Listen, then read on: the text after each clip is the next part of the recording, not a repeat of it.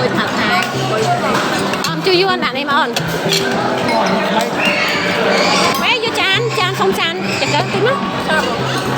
miền tập phùng á chan thì cơ mà đạm mà chan đây đi á chan thì cơ số bao nhiêu ta nương thảo vô chan thực tế nghe cái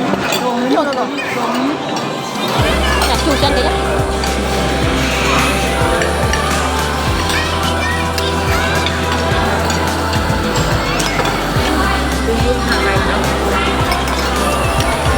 rồi tập thể đây là làm món cái nhắm xà lai ở bên đây dùng nhám đây dùng nhám này là không dùng không nào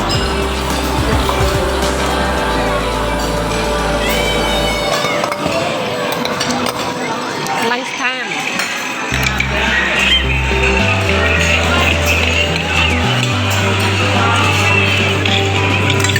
tự sân nó chẳng ở thằng Thái biết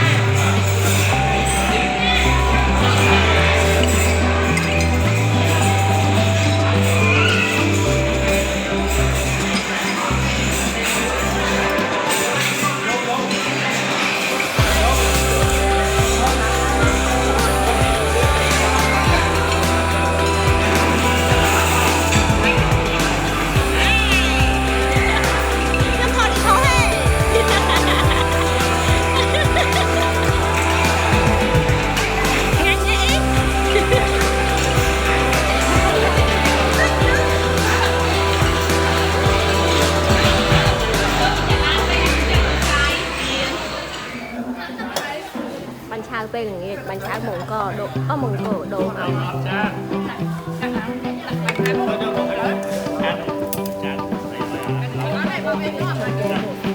ô nó bên lại lẻ đấy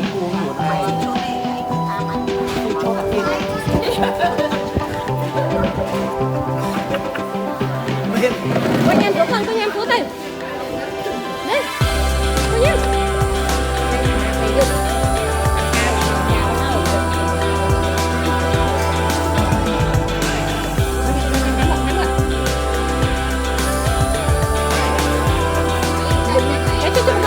ở nhà mới kìa.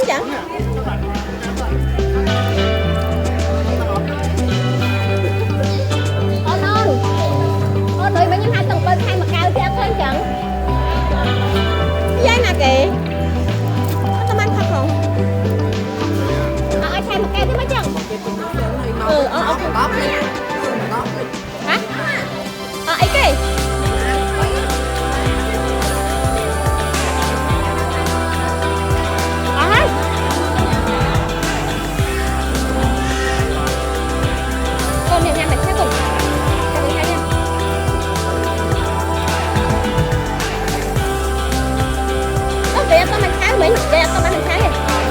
bánh bánh trái con nè cái này chứ mấy bánh trái thì ăn miếng sai chẳng miếng đạp lại ở miếng làm nôm vẫn men bây giờ nhung sao ba cái gì mày chạy em phá mẹ lấy gì bây giờ nhung phá lương nhung phá bây giờ đâu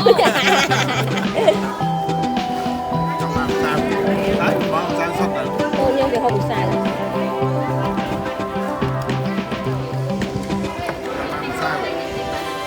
phải là cái hay là một cái cho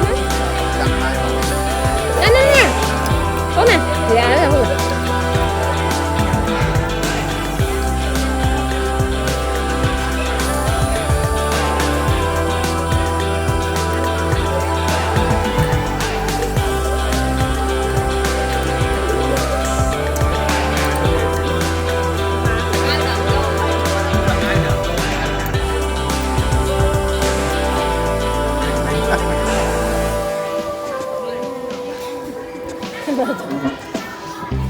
này cái chuông tam thùng lộn cô chẳng có là việc